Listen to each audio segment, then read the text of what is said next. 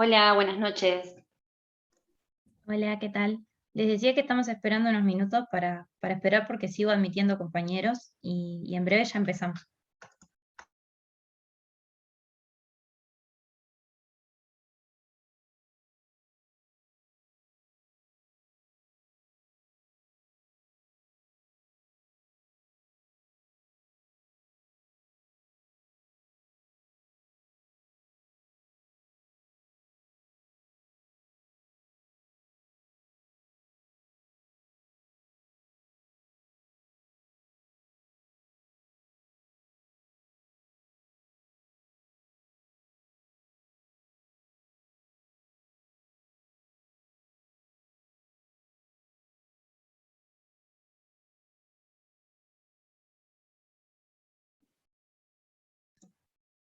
Bueno, ahora sí no tengo a nadie más en sala de espera, así que si les parece a los expositores, empezamos. No sé si Mariela está por ahí o no.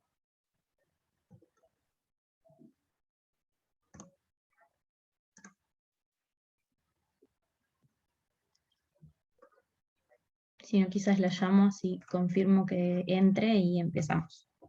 No hay problema, Analia. Y si no, cambiamos el orden. Como te quede mejor, lo chequeamos.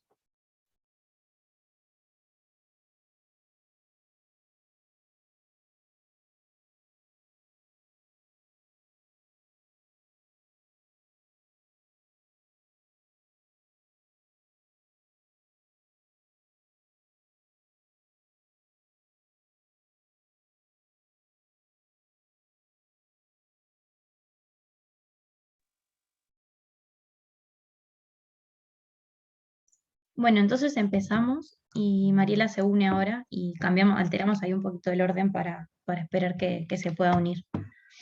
Sí, mi nombre es Javier Bennett, yo soy encargado de comunicación de la Fiscalía y me pidió Mariela que participe de esta reunión también, así que también no tengo inconveniente en, en exponer, digamos, por parte de Fiscalía hasta que se sume Mariela. Perfecto, Javier. Ahora lo chequea Analia y arrancamos. Ahí justito me estaba llamando. Está intentando entrar, así que lo dejamos para el final hasta que se puedan conectar, alteramos un poquito el orden y bueno, y después seguimos. Pero bueno, por nuestra parte, en primer lugar, buenas tardes para todos y todas quienes se conectaron.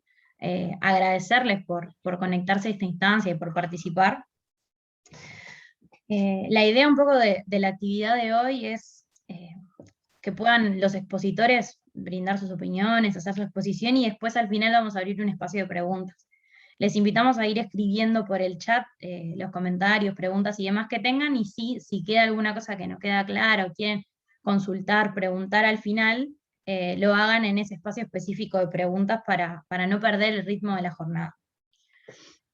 Desde el SED estamos muy contentos de organizar esta actividad. Nosotros estamos convencidos y convencidas de que generar estas instancias nos enriquece mucho en nuestra formación, en el entendido de que tratamos temáticas actuales o de interés, así que por eso en particular agradecerle a los expositores por haber, desde tan buena disposición, haberse sumado a esta instancia en particular. En esta jornada en particular entendemos que la temática no solo nos atañe desde la formación jurídica, sino también desde nuestro rol como profesionales y qué profesionales queremos ser, cómo manejarnos en diferentes ámbitos y ambientes que nos relacionan con el ejercicio del derecho. Y por eso, bueno, tratábamos también estas temáticas. Sabemos que el derecho penal es algo que interesa mucho, especialmente a los medios de comunicación. No es una noticia que si uno, por ejemplo, prende la televisión, todos los medios televisivos o todos los informativos que vemos siempre tienen un área, un espacio específico para difundir temas que están relacionados estrictamente con el derecho penal. Y bueno, y en ese sentido también sabemos que muchas veces sucede que en las causas penales existe una reserva específica, sobre todo cuando se trata de temáticas de género o se involucran niños, niñas y adolescentes, pensando un poco en su protección y también contemplando la situación de las víctimas en este tipo de procesos. Estos últimos años han sido particulares, creo que también la pandemia trajo mucho o acrecentó mucho la comunicación a través de los medios, de las redes, de las noticias, etc. Y en ese sentido hemos visto que muchas causas han tomado cierta relevancia mediática y los medios de comunicación, los distintos medios de prensa, radio, televisión, etcétera, han decidido comunicarlo desde diferentes posturas. En este lugar, conversando un poco entre compañeros y compañeras, nos surgía la interrogante de si existe una forma correcta de comunicar o cuál es la posición de las víctimas en estas situaciones, cuando ciertas causas penales toman tal relevancia mediática que las escuchamos, las vemos, leemos muchísimas noticias al respecto, y al final involucran a personas que son víctimas de delitos concretos, cuál es su posición, y si existe un estatuto que las proteja, si en definitiva hay un límite a la libertad de prensa en la forma de comunicar, hay una forma correcta o recomendada de comunicar este tipo de causas, cómo se relaciona estrechamente con estas reservas penales que hablábamos recién. Son algunas de las preguntas que esperamos abordar, o por lo menos tratar un poco en esta jornada de hoy, y esperamos que sirva como una instancia de formación, pero también de reflexión, como decía al principio, respecto a cómo nos manejamos nosotros como futuros profesionales en el ámbito jurídico, derecho y de ejercicio profesional. Así que agradecerles nuevamente a las expositoras y el expositor. Esperamos que Mariela también se pueda sumar ahora en breves para dar su opinión, pero en primer lugar le vamos a dar la palabra al doctor Juan Ramón Williman, que es doctor en Derecho y Ciencias Sociales, docente de nuestra Casa de Estudios, de práctica profesional y consultorio, no de técnica forense, como decía el afiche, y además es responsable del único consultorio que al día de hoy, en convenio con la Asociación de Víctimas y Familiares de la Delincuencia, patrocina víctimas de delitos en procesos penales específicos. Así que, de nuevo, gracias por participar y escuchamos atentamente. Gracias, Analía. Primero, gracias a ustedes por la invitación. Para mí es un placer estar acá compartiendo con Mariela, con Natalia, y bueno, ahora con Javier, que vi que también se sumó. Y en realidad me parece que es muy buena la propuesta del Centro de Estudiantes de Derecho, que siempre está planteando situaciones actuales y generando espacios de discusión y debates que evidentemente son necesarios. Así que en principio los felicito a ustedes por la organización, por la elección del tema, y bueno, esperemos responder algunas preguntas, o por lo menos, si no, quedar en intentar reflexionar un poco más sobre estos temas. Te voy a pedir si me habilitas para compartir la pantalla, que supongo que... Ahí en teoría quedó. Sí, exactamente, ahí quedó. Ya compartir la pantalla simplemente para guiar. Por suerte acá tenemos 3 disciplinas bien distintas, entonces me parece que está bueno el enfoque que seguramente cada uno tenga distinto. No es lo mismo lo que pueda comentar Natalia o Mariela o Javier y claramente yo. Mi enfoque es bastante más jurídico. Pero aún así, prefería tener una guía para ayudarnos a pensar, ¿no?, en esto que el CED planteaba como medios de prensa y reserva penal. Si uno lo desglosa, en realidad estamos hablando de cosas bastante importantes, ¿no?, porque estamos hablando de derechos fundamentales que tienen que ver con la libertad de prensa, el derecho penal, el derecho procesal penal. Cuando me planteaba el tema Analía, yo pensaba, bueno, ¿cuál es el problema? El problema es la ponderación de derechos fundamentales. Acá lo que hay es un conflicto entre derechos fundamentales. Nadie duda de la importancia de los derechos fundamentales que entran en juego cuando se trata este tema. ¿Y cuál sería la clave? Y arranco por la respuesta final. La clave sería asegurarnos que no se produzca la preeminencia de un derecho por sobre otro, porque teóricamente deberíamos aspirar a una coexistencia entre estos derechos por medio de un Estado que es garantista y que no debería admitir el menoscabo de unos derechos en función de la protección de otros derechos. Este es un problema jurídico bien complejo. Por eso yo planteaba, el problema es la ponderación de derechos fundamentales que eventualmente van a entrar en juego cuando sucede estos tipos de temas. Entonces, si uno se pone a pensar qué derechos entran en juego, bueno, yo ahí planteé 2 columnas. Por un lado, no cabe duda que hay derechos fundamentales del lado izquierdo de la pantalla: la libertad de pensamiento, la libertad de expresión, la libertad de comunicación, la libertad de información, el derecho a la formación de una opinión pública libre, Todos estos son derechos fundamentales y claramente están vinculados. Imposible hablar de libertad de expresión si primero no hay libertad de pensamiento. Y si primero hay libertad de pensamiento, habrá libertad de expresión, y a partir de la libertad de expresión, libertad de comunicación, y ahí el derecho a la libre información y a la formación, obviamente, como dice ahí, de una opinión pública libre, porque llegó y accedió a información veraz. Y nadie discute la importancia de estos derechos fundamentales reconocidos en la Constitución, como vamos a ver ahora, y en normas jurídicas de importante rango, porque la mayoría son leyes. Ahora, del otro lado también hay derechos fundamentales, ¿no? Solo por nombrar algunos, tendríamos que ver que acá el equilibrio se da desde el otro lado. ¿Qué pasa con nuestro derecho al honor, con nuestro derecho a la dignidad, a nuestra intimidad, a la privacidad y a la protección de nuestra imagen? También son derechos fundamentales. Podría haber puesto solo el honor, pero creo que es reducirlo. O sea, no es solamente poner libertad de expresión y honor, ¿no? Porque es un poco más complejo. Acá estamos hablando de varios derechos fundamentales. Entonces, por eso decía, sin duda, el honor y la protección especial que tiene nuestro honor. Pero junto con el honor, repito, va nuestra dignidad como ser humano. Va el derecho a nuestra intimidad, a preservar nuestra intimidad y nuestra privacidad.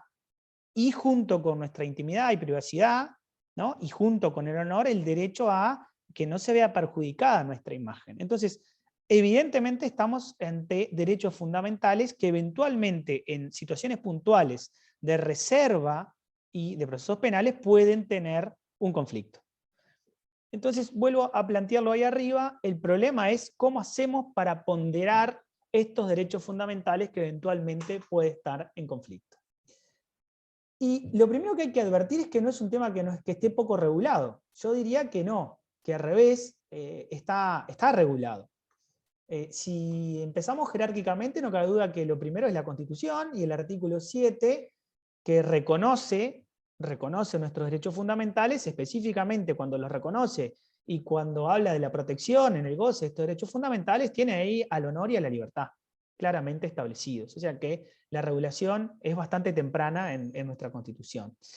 Y sin duda, la primera ponderación de estos derechos aparece en el artículo 29 de la propia Constitución, donde claramente se consagra la libertad de expresión, de pensamiento y de comunicación. El propio artículo lo dice, es enteramente libre en toda materia la comunicación de pensamientos por palabras, escritos privados o publicados en la prensa, o por cualquier otra forma de divulgación, sin necesidad de previa censura. Sin embargo, la primera ponderación aparece en el propio artículo 29, quedando responsable, dice el autor y en su caso el impresor o emisor con arreglo a la ley por los abusos que cometieren. O sea, que si bien el artículo 7 no puede hacer una ponderación porque esa no es su idea es reconocer derechos propios del ser humano, reconocerlos y asegurarnos el goce de esos derechos, el artículo 29, al consagrar la libertad de pensamiento, de expresión, de comunicación y de información, de alguna manera, ya empieza a ser una primera ponderación.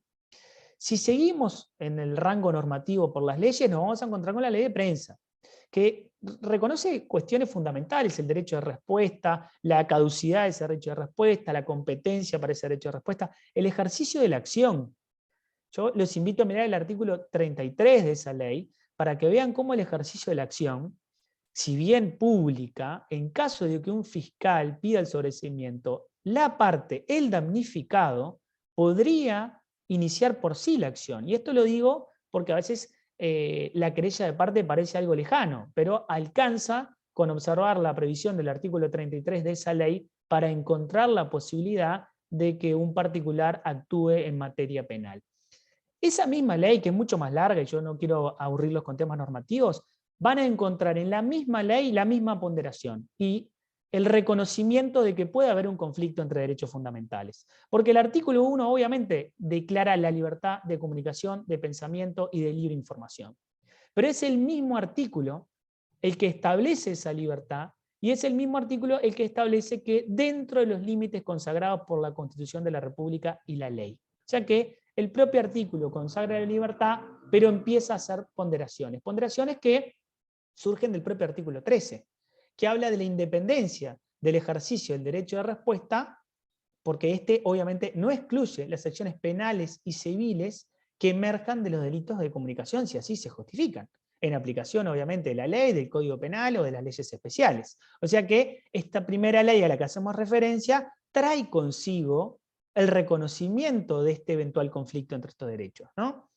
Después está la 18.515, que claramente, y es correcto, declara el 3 de mayo como Día Nacional de la Libertad de Prensa, y declara a la actividad de los medios de comunicación públicos como una actividad de interés general. ¿Y cómo no lo va a hacer si en realidad hace al derecho de la libre información y de la formación de la opinión pública? Eso es correcto.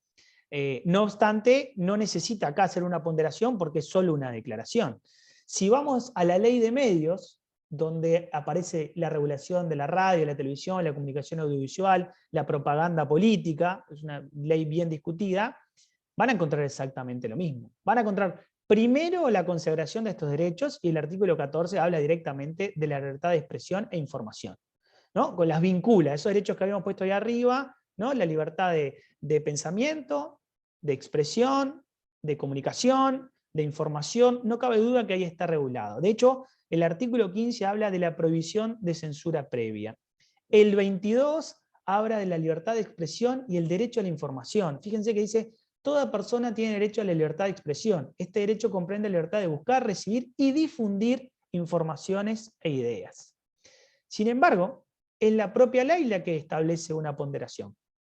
El artículo 31 de dicha ley, hablando del derecho a la privacidad, que está vinculado con el honor, con la intimidad, con nuestra vida privada, lo dice relativo a los niños, niñas y adolescentes, pero claramente es aplicable a todas las personas. Dice: los niños, niñas y adolescentes tienen derecho a que se respete la privacidad de su vida. Yo les agrego, sí, ese derecho lo tenemos todos, al respeto de la privacidad de nuestra vida. Y dice también: tienen derecho a que no se utilice su imagen en forma lesiva. Claro, los niños, niñas y adolescentes especialmente, pero los adultos también. Ni se publique ninguna información que los perjudique y pueda dar lugar a la individualización de su persona. Es decir, que la propia ley establece ponderaciones y podría seguir estableciendo artículos que van en uno o en otro sentido. Después está el propio Código del Proceso Penal, porque el propio Código del Proceso Penal también hace ponderaciones. Nosotros en el sistema acusatorio podemos decir que una de las ventajas fundamentales es la publicidad. El hecho, como dice ahí, de que el juicio sea público, entre otras ventajas, permite que se garantice el control de la ciudadanía sobre la labor de los jueces, los fiscales, los defensores, y yo agregaría ahí fundamentalmente de quienes además desarrollamos esas tareas desde un cargo público y rentado. Es decir, esto siempre fue visto como una garantía de transparencia y una garantía de control que hace el propio ciudadano de lo que sucede en los juicios penales en este caso. Y claramente queda explicitada la actividad de los jueces, repito, los fiscales y los defensores, públicos o privados, de todos. Y ese sería el principio general. Sin embargo, la propia ley hace una ponderación que queda en manos del juez y su decisión, en definitiva, es irrecurrible, porque la decisión del juez de quitarle la publicidad, que es un principio tan importante como el de oralidad, como el de mediación, o sea, la publicidad es un principio tan importante como los principales principios que rigen el sistema acusatorio, y sin embargo, es el juez el que va a tener que ponderar cuándo corresponde una reserva. Dice el 135. Las audiencias que se celebren una vez concluida la investigación preliminar serán públicas. Y ese es el principio general. Y nosotros estamos de acuerdo con ese principio general, porque esta es la garantía, la publicidad.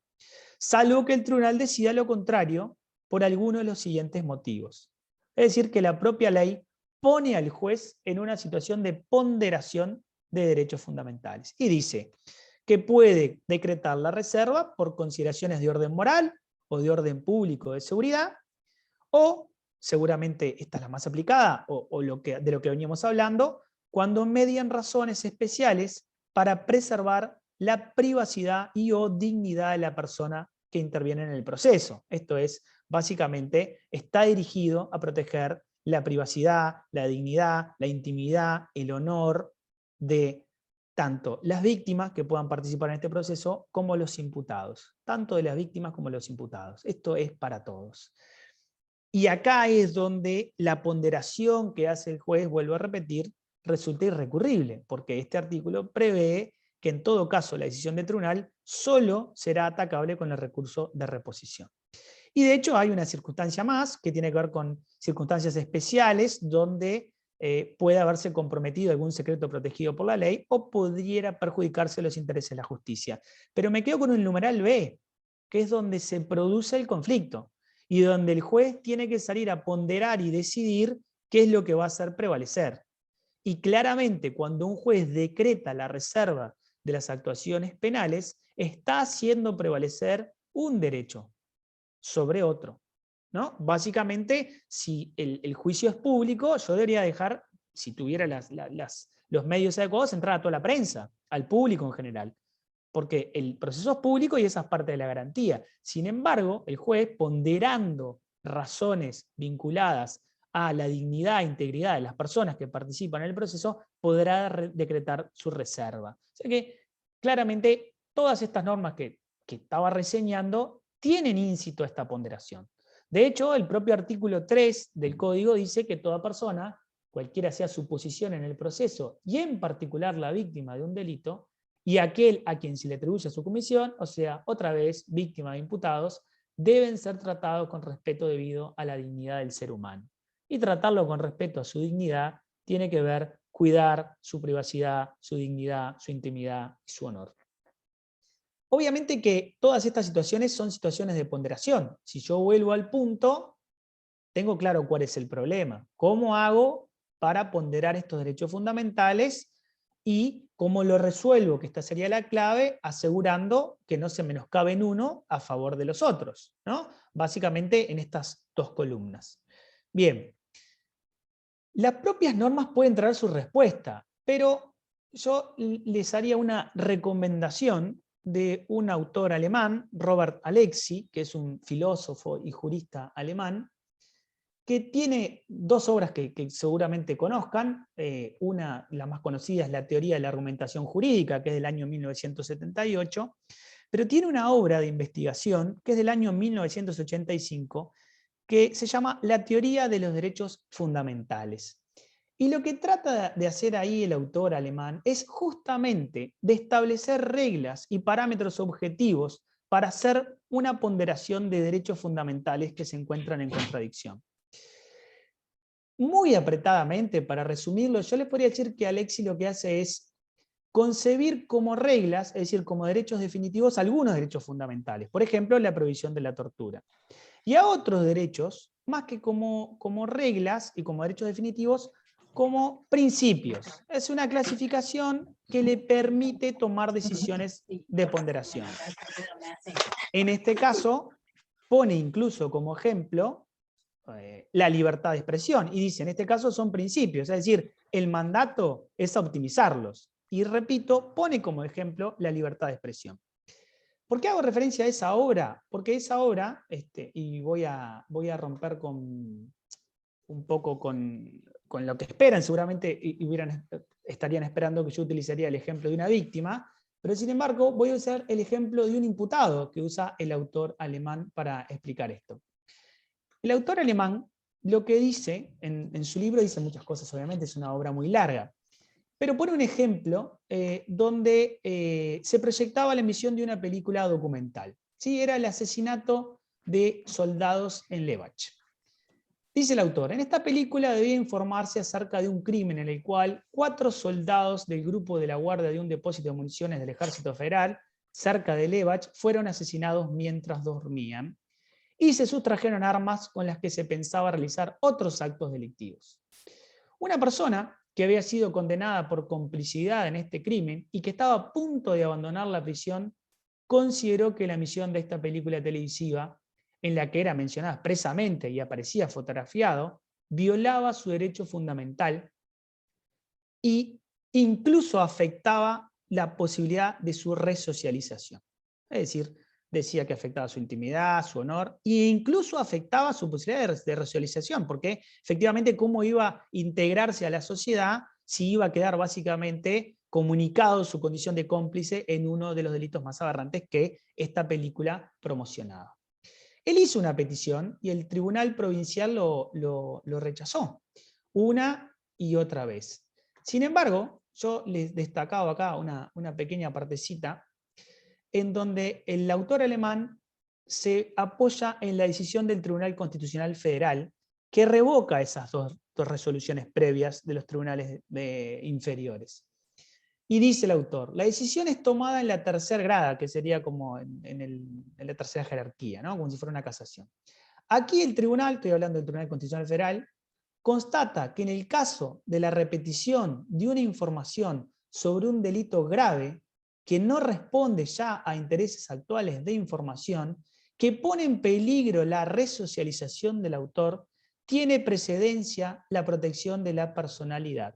No es exacta la redacción porque esto está traducido, obviamente, y en la traducción no queda exacta, pero claramente manifiesta que lo que va a primar es la protección de la personalidad frente a la libertad de información, por lo que en el caso hay que decidir, y repito, está mal traducido, que esta última está prohibida. Es decir, que lo que hizo el Tribunal Constitucional Federal es ponderar este derecho a la libertad de información y el derecho de protección de la personalidad de este imputado que iba a quedar en esa situación puntual. Claro, usé un ejemplo vinculado a un imputado. Si yo lo pasara a un ejemplo vinculado a las víctimas, sería exactamente igual, ¿no? Si yo no le puedo asegurar a una víctima que, por ejemplo, lo que va a declarar en juicio no va a, en definitiva, a traducirse a los medios públicos, si va a haber una comunicación y tiene riesgo de ser identificada, de que se cuestione su honorabilidad, etcétera, etcétera, bueno, seguramente ponga en peligro incluso la tutela judicial efectiva, porque tal vez esta víctima, que tiene derecho a participar en el proceso, decida no hacerlo. Pero no hacerlo porque no tiene ganas de participar. Decida no hacerlo porque yo no le puedo asegurar la protección de su dignidad, su honor y su intimidad. Lo mismo que le pasaba al imputado que recurrió al Tribunal Constitucional Federal de Alemania para plantear la misma situación. Porque, repito, esto es trasladable tanto para el imputado como para una víctima. Y ahí viene otra recomendación que yo les dejo hecha, muy cortita también, para estos temas, que es el trabajo de la profesora Mariana Malet, que se llama Medios de Comunicación, Libertad de Expresión y la Ley Penal, que tiene un montón de cosas y claramente habla de qué hace la opinión pública, ¿no? Entonces, en el público, dice, se da discusión y cuando sus integrantes toman posición sobre los temas que encaran, el resultado es la opinión pública. Y no cabe duda, como decía hoy, el derecho a la libre información y a la formación de una opinión pública libre. Pero lo que está claro es que la intimidad y la vida privada de una persona no es objeto de discusión entre el público y no puede ser su vida privada, su intimidad, su honor, no puede ser nunca el resultado de la opinión pública, porque esa no es la idea. Entonces, yo le recomendaba a este autor alemán que intentaba objetivamente tratar de establecer principios para poder ponderar cuáles son los derechos fundamentales que están en juego y cuáles tengo que hacer primar. Porque si no los hago primar adecuadamente, seguramente la clave que estaba allá arriba se rompa. Y yo, por proteger a uno, lesione a otros. Y esa no es la idea. Tampoco la idea es plantear, coartar la libertad de expresión, pensamiento, comunicación, información. Para nada. Es todo lo contrario. Es tener herramientas objetivas para poder establecer cuándo corresponde la limitación de unos en favor de otros, tan o más importantes que estos. En este caso, el derecho, repito, a preservar nuestro honor, nuestra intimidad, nuestra integridad, etc., ¿no? Cierro y ya dejo a las otras compañeras que aparte vienen de otra ciencia. No es que el tema no esté regulado, regulado está. No es que no esté debatido, porque toda esa normativa lo intenta debatir. El problema es práctico. El problema cuando se determina la reserva en un proceso penal es que acá hay un juez que está ponderando derechos y está eligiendo por derechos que entiende superiores y que tiene que salir a proteger. Y esa reserva nos alcanza a todos, a los que participamos en el proceso penal, pero también a los medios de prensa que tendrían que hacer la misma ponderación que está haciendo el juez. Porque si el juez la hizo, esa nos alcanza a todos. Y a los medios de comunicación también. Gracias, Analia. Muchas gracias, Juan. Ahora, en segundo lugar, le vamos a dar la palabra a Mariela Solari, que es directora de la Unidad de Víctimas y Testigos, dependiente de la Fiscalía General de la Nación, y Javier Benet de Comunicaciones, que también se ha presentado para que hagan su exposición. Bueno, gracias, Analía. ¿Me escuchan bien? Bueno, tras bambalinas no saben todo lo que corrí para llegar a conectarme, porque me pasó de todo, pero llegué. Así que bueno, muchas gracias al grupo de estudiantes que nos convocó a esta tardecita de este intercambio. Es un gusto compartir con Natalia y con Juan Raúl particularmente, que compartimos días de trabajo cotidianamente, así que bueno, este es un espacio más que compartimos. Y bueno, también la idea fue compartir el espacio con Javier, y esto creo que voy a hablar en parte como directora de la unidad, pero en parte como docente, y con un mensaje que va dirigido a estudiantes y futuros profesionales del derecho. La idea que fuera también compartida la presentación tiene que ver con esto de la interdisciplina. Para el trabajo con las víctimas en la órbita penal, si hay algo que he aprendido en estos 4 años, tiene que ver con la exigencia de la interdisciplina para poder abordar estos temas y para poder abordar lo que hace al acompañamiento de las víctimas de los delitos, y en especial para que puedan ejercer sus derechos de acceso a la justicia. Entonces, en ese sentido, me parece que hacía honor a esto de la interdisciplina. Yo voy a compartir como 4 o 5 puntos que me parecían relevantes. El primero tiene que ver con esto de el cambio que generó el nuevo Código del Proceso Penal, o el vigente, ya no es tan nuevo, en atribuir a las víctimas de los delitos un repertorio de derechos que antes no tenían, ¿no? Sabidos por ustedes como estudiantes, el derecho a la información, a la atención y protección, a presentar prueba, a participar del proceso penal, a tener la posibilidad de declarar en lo que se llama el formato de la declaración en prueba anticipada para determinados tipos de delitos, al acompañamiento emocional, a oponerse a la decisión del fiscal. Este enumerado de nuevos derechos que adquieren las víctimas en la órbita penal, al nombrarlo parece casi algo natural, o que se podría concretar fácilmente con las prácticas que se vayan a cambiar. Sin embargo, lo más difícil que hace al ejercicio de estos derechos que están en la letra de la ley es justamente el cambio de las prácticas que ubiquen a las víctimas en un lugar que históricamente ha sido invisible. En la órbita penal aparece siempre la bibliografía, los estudios basados en el indagado, los indagados, las indagadas, pero no en las víctimas. ¿Por qué es necesario esto? Bueno, porque justamente este repertorio de derechos viene a reubicar a las víctimas en un lugar que antes eran un objeto de prueba, como dicen muchos autores, y ahora pasa a ser un sujeto de derecho. Pero para ello se requiere de contar con una serie de estrategias que permita que esos derechos sean ejercidos plenamente. ¿Por qué? Porque las personas, cuando llegan a la órbita penal en calidad de víctimas, yo siempre digo que es cuando el Estado llega tarde y mal, ¿no? Es cuando las personas atravesaron una situación de violencia que irrumpió en su vida de la forma más dramática, más trágica, que genera daños materiales, físicos, y el peor de los daños es el daño emocional.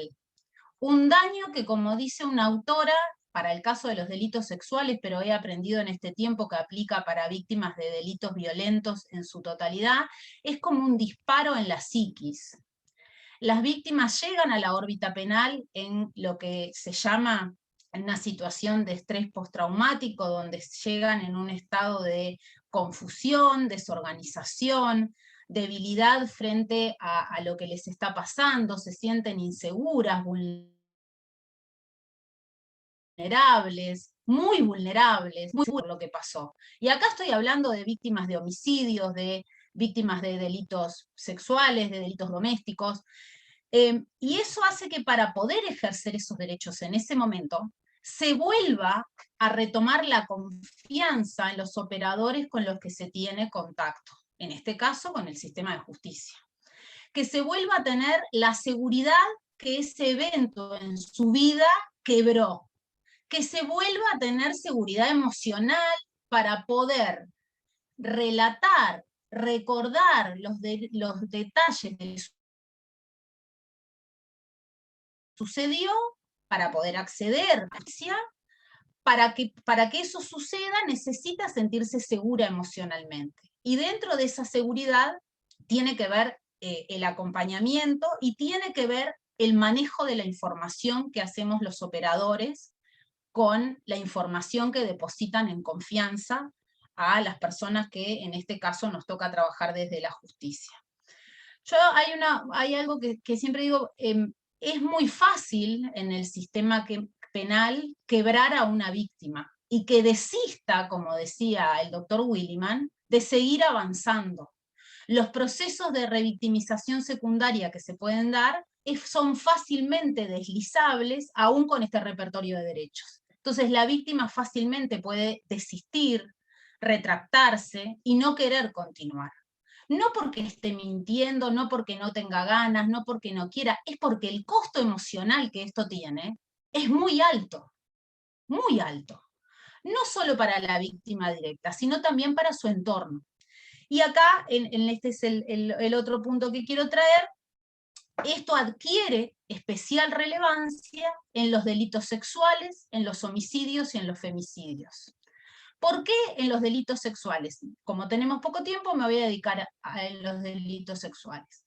Porque el territorio donde se comete el delito es la intimidad, es el cuerpo de las víctimas. Y además hay factores del contexto social en el sentido más amplio, y del contexto más íntimo, que ubican en este tipo de delitos la culpa en la intimidad de la víctima y en la víctima, ¿no? Se discute sobre cómo fue y qué sucedió. No sucede lo mismo con una rapiña, pero sí con un delito sexual, ¿sí? Entonces, acá es donde, y además, por ejemplo, en los homicidios o en los delitos químicos pasa algo similar, empiezan los relatos que tienen que ver con la trama familiar, que tratan de explicar por qué se llegó a esto, y a veces con información más o menos recortada. Y acá es donde, cuando trabajamos con las víctimas, en la unidad de víctimas trabaja en lo que nosotros le llamamos la atención en crisis y desarrollar un plan de acompañamiento para sostener el plan, la participación en el proceso penal. Muchas veces en esa atención en crisis, cuando empezamos a trabajar con las víctimas, aparece esta cuestión de, bueno, lo que salió en la prensa, lo que no salió, lo que dijo fulano, lo que dicen las redes sociales. A veces no es tanto lo que dice el artículo de prensa, sino los comentarios de los artículos de prensa, ¿no? El manejo que se hace en las redes sociales de la información que se da de manera objetiva, o de una fuente, no se trabaja con las víctimas. Pero el punto es, lo que decía hoy Juan Raúl, cómo eso a veces afecta a las víctimas en lo que tiene que ver con los comentarios que se dan y el manejo que se hace, ¿no? Entonces, eso nos parece que era como un aspecto a poder mirar. Y por otro lado, lo que tiene que ver con el rol de la Fiscalía, para nosotros a su vez hay que tener un equilibrio en esto. ¿Por qué? Porque es sumamente importante informar sobre el asunto, no sobre la vida de las víctimas, pero sí sobre el asunto. Por ejemplo, si estamos hablando de sexuales, donde a veces se presume que puede haber un colectivo de víctimas, ha sido fundamental el poder manejar con claridad en los medios de prensa y lo que se ha retomado desde esos espacios sobre la naturaleza de cómo se genera ese delito, el cómo se manifiesta, cómo pueden y dónde pedir ayuda a las víctimas, y eso ha permitido que otras víctimas se acerquen. Pero para eso es fundamental que las víctimas reconozcan que los operadores que trabajamos con ellas no somos personas en las que pueden confiar, en el caso de lo que nos toca a la unidad de víctimas, en lo que hace a los detalles y al relato de su propia historia, ¿no? Nosotros siempre decimos, no hablamos en nombre de las víctimas, no nos adueñamos de su relato y no las sustituimos. Si las víctimas, cuando digo víctima es por el estatuto procesal, si las personas que en ese momento de su vida son víctimas de un delito deciden relatar su historia o contar su historia, lo que tenemos que hacer es poder potenciarlas y acompañarlas. Si las personas deciden manifestar lo que les pasó y cómo sucedió, para eso tenemos que acompañar, pero no sustituir. Eso es algo que me parece que es importante. Y lo último que quería plantear, para dejarle un espacio también a Javier, es esto de nosotros siempre trabajamos en cuál es el momento y quién, ¿no? En esto del relato. ¿Cuál es el momento? Juan Raúl hoy hablaba, bueno, hay casos que cuando nosotros tenemos una normativa clara en la Fiscalía, la información, parte del nuevo código tiene que ver con la transparencia y con lo público, y la información tiene que circular porque tiene que ser parte de la rendición de cuentas, y también por esto que decíamos, ¿no? Por un derecho de la ciudadanía a informarse y a saber. Y también tiene que ver con esto del equilibrio del cuándo es el momento, bueno, porque si hay una investigación, nosotros tenemos una normativa que está clara, que si hay una investigación en reserva, hasta que la investigación no avanza y no hay un dictamen, esa característica se mantiene. No sé, yo voy a ir dejando por acá para poder darle lugar a Javier, y después podemos también intercambiar. No sé si Javier anda por ahí. Sí, Mariela, muchas Dale. gracias. Agradezco también la iniciativa de los estudiantes. Yo les puedo comentar cuál es la política de comunicación de Fiscalía. Hoy, cuando hacían la presentación del tema, decían que se ve los procesos penales todos los días en los informativos. Y es así, hay que ser consciente que los medios de comunicación llegaron a la puerta de los juzgados para quedarse, y no se van a ir más de allí. Este es un fenómeno que en el mundo tiene muchísimos años, basta ver cualquier serie de Netflix vinculada al tema. En Uruguay, como todo, llega 20 años más tarde, pero ya hace unos años que está ocurriendo y va a seguir sucediendo. Si alguien tiene la idea de que ese es un fenómeno que va a retroceder, está confundido. Tengo una mala noticia, y es que no retrocede, sino que tiende a incrementarse, ya sea por interés del público, por cuestiones de mercado, por un montón de factores.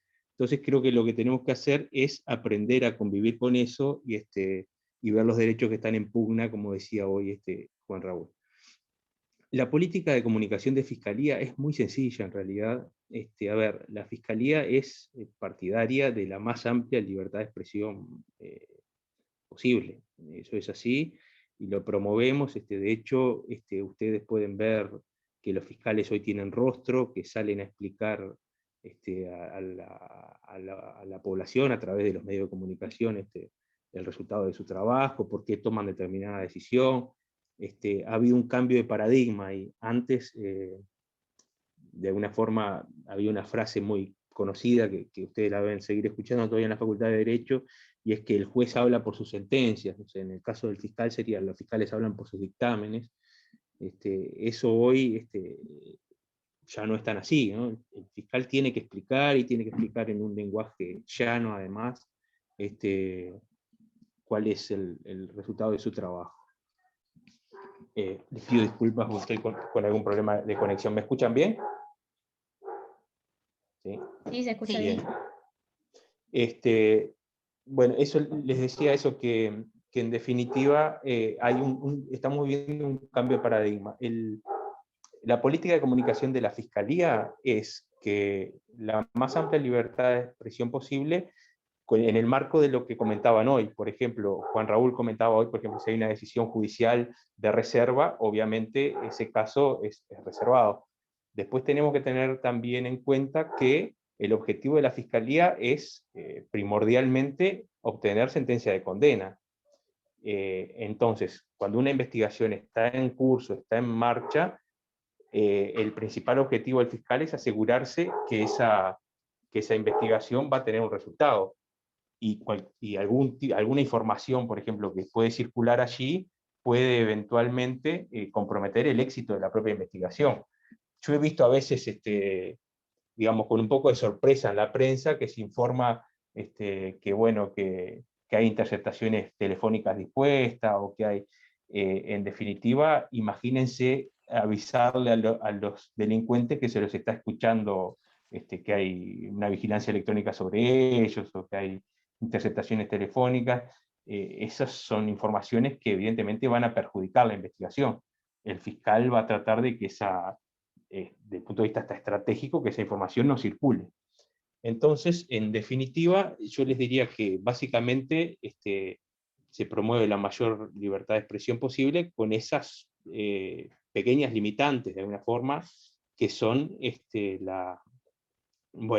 cuando hay una reserva judicialmente dispuesta, o cuando estratégicamente la información que se pueda filtrar a la prensa, por decirlo de alguna manera, comprometa el éxito de la propia investigación. Esas serían un poco las limitantes que están planteadas. Además, obviamente, en el caso que planteaba Mariela más temprano, información que pueda revictimizar a las personas que son víctimas en un proceso penal, ese tipo de informaciones, por razones obvias, la Fiscalía trata de que no se ventilen en el marco del proceso penal. Básicamente, en grandes líneas, grosso modo, esa sería la política de comunicación de Fiscalía. Si quieren, la vamos dejando por aquí y podemos estar abiertos a eventuales preguntas que ustedes quieran formular. Perfecto, muchas gracias. Analía, perdón que no lo dije, que ¿Sí? hay un punto que no dije, perdón, que dentro de los ejemplos que tenía era, que profundicé, fue el de delitos sexuales, y el otro que nos ha pasado con frecuencia es el de los testigos protegidos, que muchas veces, me acordé ahora porque Javier también lo traía esto, que muchas veces, bueno, el comunicar si existen o no testigos protegidos, que es parte de una estrategia que tiene que ver con la investigación del fiscal, también eso genera que muchas veces se incremente el miedo objetivo y subjetivo que tienen los testigos a la hora de declarar. Daría para hablar todo, capaz que otro encuentro, sobre el rol de los testigos y cómo cuando se logra que declaren con reserva de identidad y que haya una estrategia de protección, a veces solamente el hecho de decir, bueno, hay testigos protegidos, para la persona que lo es, escucharlo, lo que cree es que ya saben hasta quién es, ¿no? Entonces, eso lo hemos trabajado con Javier, con los periodistas también, porque nos parece que está bueno que se sepa nuevamente, ¿no? El instrumento, cuáles son las garantías, cómo funciona. Y bueno, a veces es posible comentarlo, pero no cuando es parte de este proceso. Nada, era eso que me había quedado, y que en algunas oportunidades, trabajando con las víctimas, sobre todo de homicidios, cuando se trata de sus hijos o de sus mamás, cuando son vínculos intrafamiliares, o en los casos de los delitos sexuales, aparece esto de que las víctimas del entorno dicen: no quiero que nombren más a mi hija, o no quiero que nombren más a mi madre, porque cada vez que la escucho o que escucho su nombre es como otra vez volver a revivirlo. Entonces, ese equilibrio, ¿no? Que nada, como dice Javier, para los que trabajamos con las víctimas nos implica que es parte de lo que hay que trabajar, porque es parte de lo que sucede en el mundo, ¿no? Pero bueno, nos parecía que a ustedes, como futuros profesionales del derecho, es parte también de lo que les va a tocar trabajar, los que incursionen en el mundo de la defensa de las víctimas, y nos parecía que podía ser un aporte. Así que bueno, quedamos a las horas. Muchas gracias, Mariela y Javier, muy claro me parece.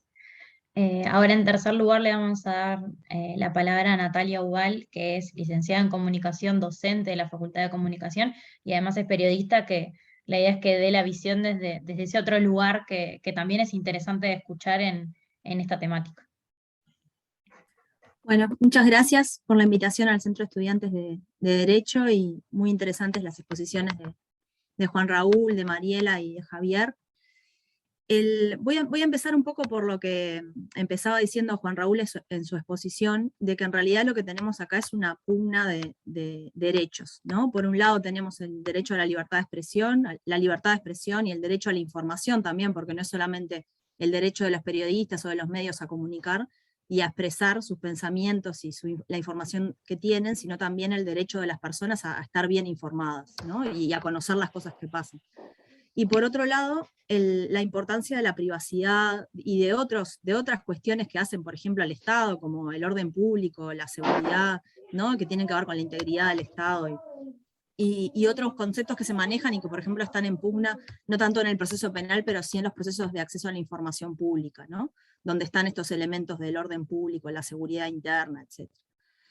Entonces, el problema que tenemos acá es un poco también lo que planteaba Juan Raúl, es que en realidad normas tenemos, lo que pasa es que tenemos una enorme zona borrosa, digamos, ¿no? Porque quizás podríamos todos nosotros coincidir en que no deberíamos los medios de comunicación divulgar, por ejemplo, la identidad o cualquier detalle de un operativo para rescatar a una persona que está siendo víctima de secuestro, ¿no? A pesar de que se ha hecho, digamos, esas malas prácticas, pero podríamos todos acordar en que el bien superior, que es la vida, el derecho superior, es la vida, y por lo tanto no deberíamos hacer nada, y nada está por encima de eso, nada que afectara la integridad física de una persona. Y nuestro derecho a la información ahí cesa ante un derecho que es superior, que es el derecho a la vida. Sin embargo, la mayoría de los casos no son tan claros como este, y hay muchas zonas borrosas, pero además de muchas zonas borrosas, hay otros elementos que no tienen que ver con lo normativo solamente, que tienen que ver, por ejemplo, con las visiones del mundo que tenemos, con la ideología que tenemos, ideología en un sentido amplio, ¿no? De visión del mundo, el conjunto de ideas, tienen que ver con los intereses que tenemos como actores y nuestros roles, tiene que ver con el poder que tenemos, y con el poder que tienen las víctimas, y con el poder que tienen los victimarios. O sea, todos esos factores están jugando cuando tomamos decisiones de hacer prevalecer un derecho sobre el otro. Voy a tratar de explicarme. Lo primero que tiene que ver con las visiones del mundo, por ejemplo, en la interpretación de las normas, ¿no? Cuando hablamos de las audiencias, de la publicidad de las audiencias según el nuevo Código del Proceso Penal, ahí establecías una serie de excepciones que Juan Raúl las mencionaba, pero una de ellas, por ejemplo, habla del orden moral, ¿no? Y bueno, ¿y qué es el orden moral? Digamos, ¿no? ¿Qué interpretación va a hacer el juez de que algo afecte el orden moral y por lo tanto no pueda ser público? Bueno, eso va a depender muchísimo de la concepción que tenga esa persona, ese juez o esa jueza, de cuál es el orden moral, o qué es lo que moralmente correcto, ¿verdad? Sin hablar de que podemos tener concepciones sobre la moral muy distintas unas personas de otras, ¿no? Que la moralidad es algo que no es algo homogéneo, digamos, ¿no? Entonces, ahí juegan las interpretaciones, las subjetividades. Capaz que ese juez o esa jueza entienden que la privacidad es un derecho, o el honor, por ejemplo, que es otro derecho tutelado, es un derecho supremo y está por encima de la libertad de expresión. Pero capaz que otro juez o jueza tiene un sesgo distinto y piensa que la libertad de expresión es fundamental para la democracia, el derecho a la información es un derecho supremo, y que eso admite que se vulnere de alguna forma la privacidad en algún aspecto, en un caso específico. Entonces, no es una cuestión unívoca, ni puede ser necesariamente objetiva, tiene que ver mucho con las subjetividades que están en juego en la interpretación de las normas. Después hay otro elemento que tiene que ver con los intereses, como decía, de los actores. Los periodistas, ¿cuál es nuestro interés? Sacar las cosas a como dé lugar, informar a como dé lugar. Y eso, si no lo tenemos claro nosotros como periodistas, eso nos impide a veces ver cuáles son los intereses de la otra parte también, ¿no? Si yo pienso que mi derecho es el único que tiene que prevalecer, es muy difícil que después pueda visualizar los derechos de otros y visualizar los intereses de otros. Esa otra parte, digamos, en algunos casos tiene el interés de, bueno, hacer el procedimiento secreto porque entiende que de esa forma está amparando a las víctimas, o entiende que de esa forma la investigación transita por mejores carriles, o se puede llegar a mejor puerto, o el interés que sea, digamos, ¿no? Pero colide muchas veces con el interés del periodista o de la periodista, que es informar y que la gente se entere de las cosas, ¿no? Cuando estamos, en general, los periodistas estamos en pugna con los poderes públicos por esto, ¿no? Esa tensión entre la transparencia y el secreto. No digo secretismo, digo secreto considerado en un sentido no necesariamente negativo, ¿no? Hay veces en que el secreto es importante, como veíamos, para preservar otras cuestiones. Pero sí, claramente es una tensión. Los poderes públicos en general pero muchas veces intentan ocultar información, por las razones que sean, y los periodistas tratamos de difundirlas. Y esas tensiones, bueno, que capaz que, digamos, muchas veces incluso nos pueden llegar a hacer vulnerar las normas, ¿no? Por ejemplo, en los regímenes autoritarios, los periodistas violamos normas, y lo hacemos a conciencia, no lo violo yo, violan normas los colegas que están en regímenes autoritarios, porque entienden que hay un derecho a la información y a la libertad de expresión que está siendo vulnerado, y que eso es superior a cualquier norma que se quiera establecer limitándola. Y a veces pasa, incluso en los regímenes democráticos, en que hay periodistas que violan las normas para dar a conocer información de interés público. Por ejemplo, hay periodistas que han violado, acá en Uruguay, ¿no?, el secreto bancario, hay periodistas que han cometido delitos, han sido cómplices de delitos para difundir que existe una red delictiva, y bueno, han sido absueltos, por ejemplo, por jueces, conozco algunos casos. Y bueno, tenemos a Julian Assange, por ejemplo, también ya está preso, digamos, por de alguna forma vulnerar o un ataque que significó, digamos, la difusión de información, un ataque a la seguridad interna de Estados Unidos, a la imagen del país, etcétera, ¿no?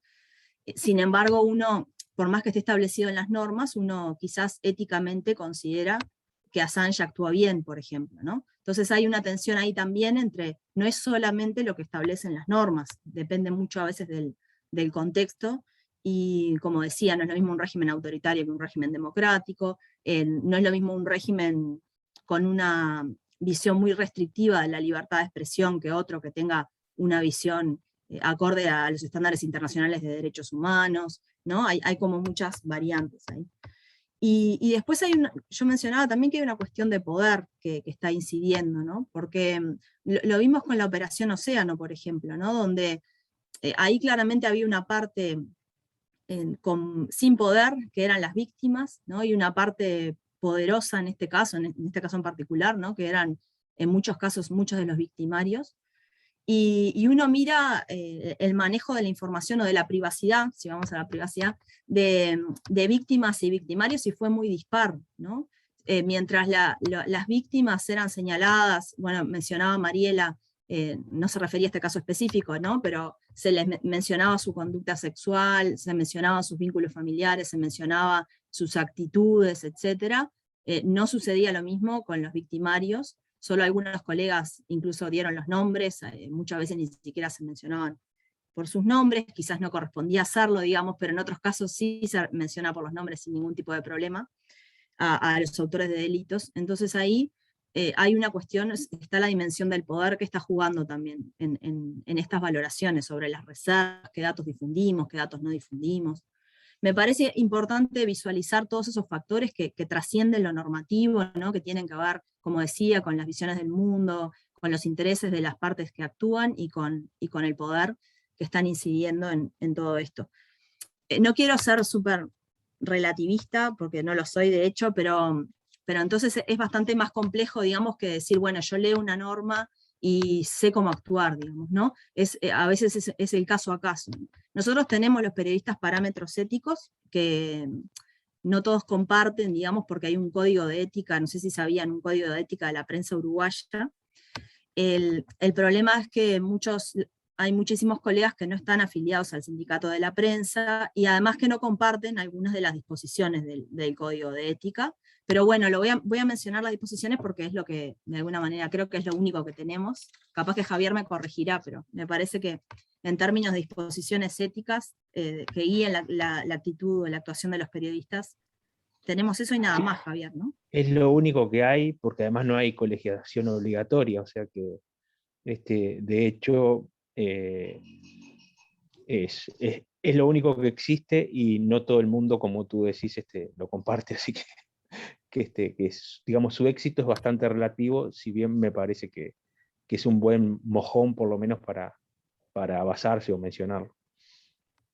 Sí, algunas de las cosas de las disposiciones del Código de Ética Periodística están, por ejemplo, lo que hacen es replicar partes del Código de la Niñez y la Adolescencia, o la Ley de Medios, la que mencionó también Juan Raúl, la Ley de Servicios de Comunicación Audiovisual. Pero, por ejemplo, dice que los periodistas deben respetar la privacidad de las personas y que el derecho a la información de los ciudadanos prevalecerá solo cuando se viera afectado un bien de la comunidad o el interés público por un aspecto relacionado con la intimidad de una persona involucrada de manera directa en el asunto que es objeto de la cobertura. ¿tá? Entonces acá hace predominar primero el principio de respeto a la privacidad de las personas ante todo, digamos, salvo, y establece una excepción, acá hace lo inverso, ¿no? De lo que presentaba Juan Raúl, que decía, bueno, primero el interés público, salvo que afecte la privacidad, bueno, acá hay que respetar la privacidad, salvo que haya un aspecto que tenga el interés público, digamos, suficiente o justificable como para, de alguna manera, vulnerar algún aspecto de la intimidad de las personas. Y acá abro un paréntesis, que es qué difícil también es estas dimensiones de lo público y lo privado en esta coyuntura, ¿no? En el mundo en el que vivimos, cuáles son los límites, ¿no? Porque hablamos de la privacidad o la intimidad, y muchas veces nosotros mismos, todos nosotros, de alguna manera difuminamos un poco esos límites, ¿no? Cuando publicamos en redes sociales abiertas todos los detalles de nuestra privacidad o de nuestra vida más íntima, digamos, ¿no? Entonces, también desde el punto de vista filosófico es interesante discutir un poco también cuáles son los alcances de lo privado y de lo público. Pero más allá de eso, claramente acá hay una cuestión también interpretativa, ¿no? O sea, ¿en qué sentido es de interés público esto que yo estoy difundiendo, y en qué sentido se justifica que yo esté vulnerando la intimidad o la privacidad de una persona? Y eso, para mí, es un caso a caso, ¿no? Es muy complicado, ¿no? Establecer un a priori con eso. Ya hablando desde el lado de los medios, ¿no? Después habla de respetar el principio de inocencia, el código de ética, y ser cuidadosos de no consignar a una persona como autor de algún delito hasta que exista un pronunciamiento judicial en ese sentido.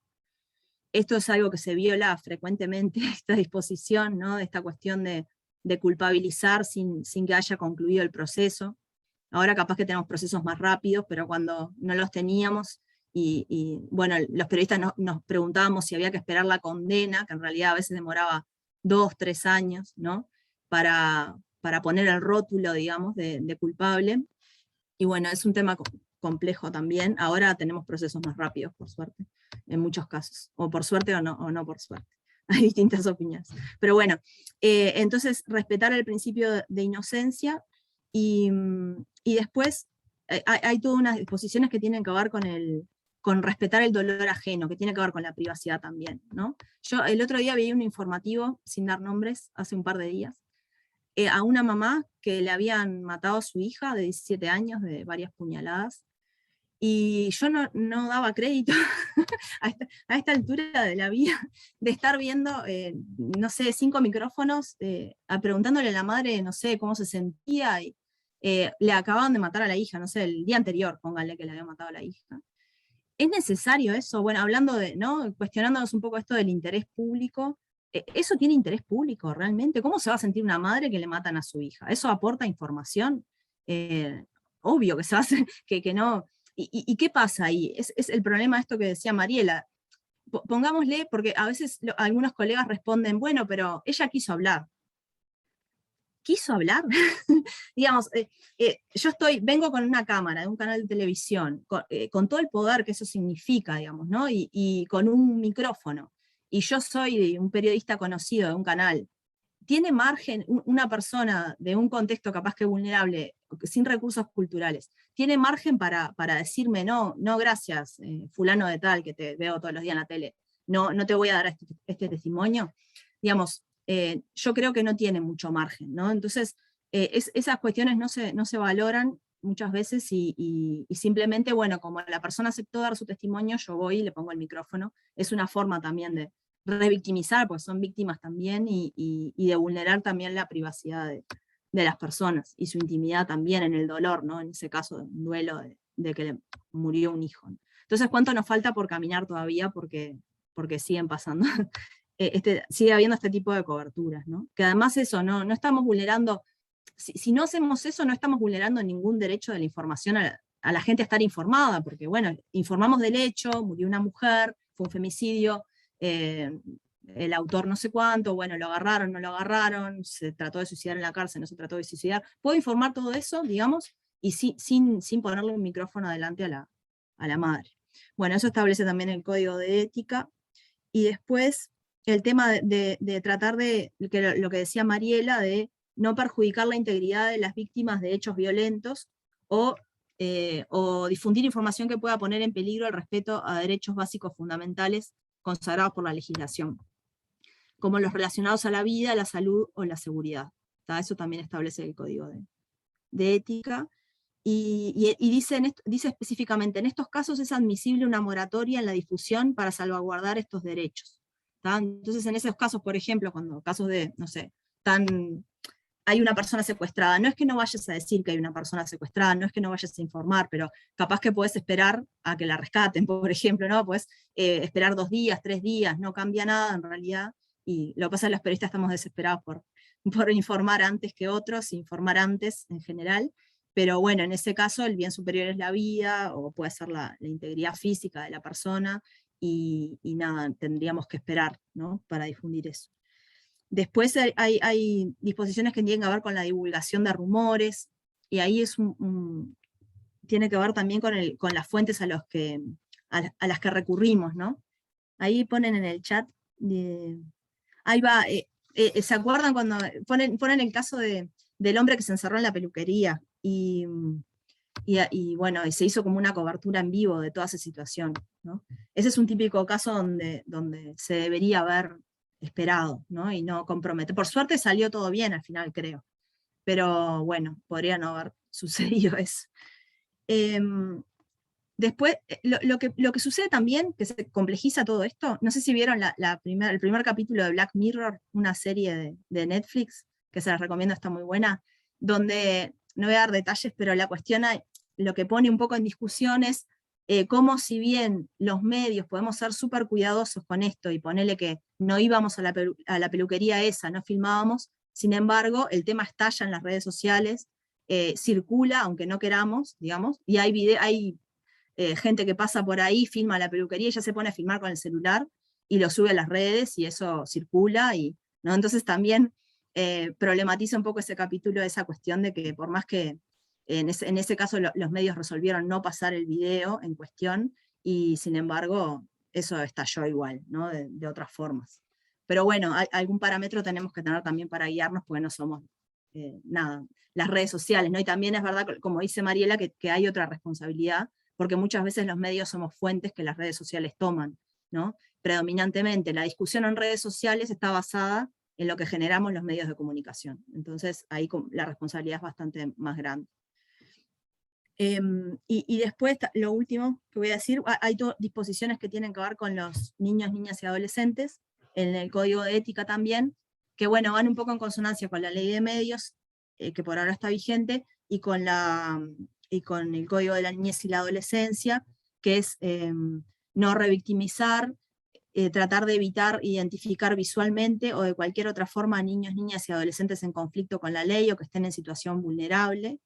En ningún caso debe proporcionarse sus nombres e imágenes cuando estén involucrados en actos criminales, ni siquiera por su nombre de pila, alias o apodo, así como tampoco identificar a víctimas de delitos sexuales, cualquiera sea su edad, y también se evitará divulgar datos que puedan comprometer la seguridad de las personas afectadas. Eso es un poco lo que establece el código de ética, sobre lo cual los colegas no discutimos mucho, lamentablemente, y como decía recién, y como decía Javier también, no hay visiones, hay gente que rechaza estas disposiciones, digamos, que entiende que no debe haber, que debe haber menos o que no debe haber ninguna limitación a la libertad de expresión, y bueno, nada, es como una discusión interna que nos debemos entre colegas. Así que bueno, muchas gracias por la invitación y dejo por acá.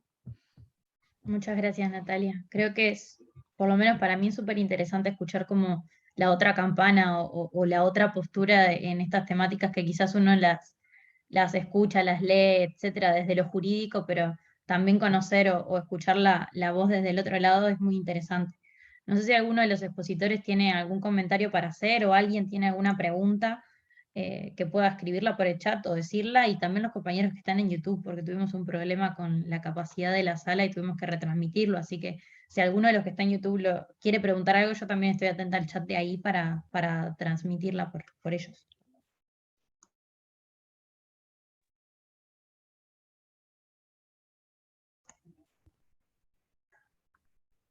Si no hay ninguna pregunta, o Juan, Mariela, Javier, ¿tienen algún comentario?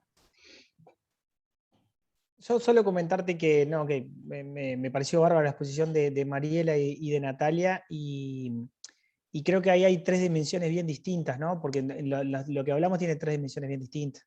La dimensión jurídica nunca va a poder suplir la dimensión ética del tema, que es lo que yo decía hoy hace un rato, que es lo que trataba Natalia y Javier. Es decir, yo puedo tener una dimensión jurídica, puedo establecer una reserva formal en un expediente, en un juicio penal, y de todas formas yo no voy a poder nunca asegurarle ni una víctima ni un imputado que esa información no va a trascender y se va a filtrar, etc. Entonces ahí el problema es que capaz que repetí mucho esta palabra, pero esta ponderación que hace un juez al tomar esta decisión, después la va a tener que hacer el periodista. Ese es el problema. Lo que pasa es que la hace en una dimensión ética y no jurídica.